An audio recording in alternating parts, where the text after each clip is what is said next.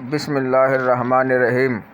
حضرت انس رضی اللہ عنہ سے روایت ہے کہ رسول اللہ صلی اللہ علیہ وآلہ وسلم ایک روز باہر تشریف لائے اور ہم آپ کے ساتھ تھے۔ آپ نے ایک اونچا سا قبہ دیکھا تو فرمایا، یہ کیا ہے؟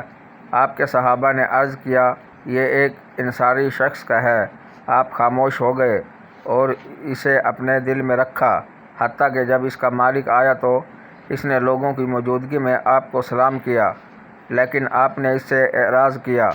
اس نے کئی مرتبہ ایسے کیا، حتیٰ کہ اس آدمی نے آپ میں ناراضی اور اپنے سے بے رخی پہچان لی۔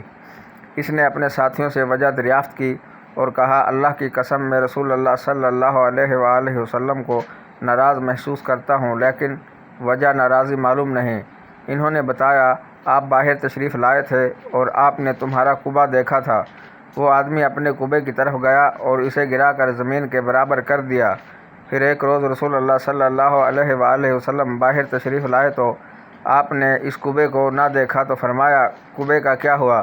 صحابہ نے عرض کیا، اس کے مالک نے آپ کی بے رخی کی ہم سے وجہ دریافت کی تو ہم نے اسے بتا دیا، پس اس نے اسے گرا دیا۔ آپ صلی اللہ علیہ وآلہ وسلم نے فرمایا، سن لو، ہر عمارت جس کے بغیر گزارا ہو سکتا ہو وہ اپنے مالک کے لیے وبال ہے۔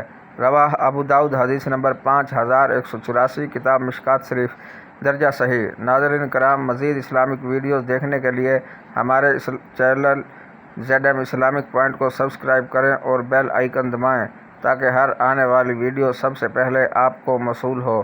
شکریہ، جزاک اللہ۔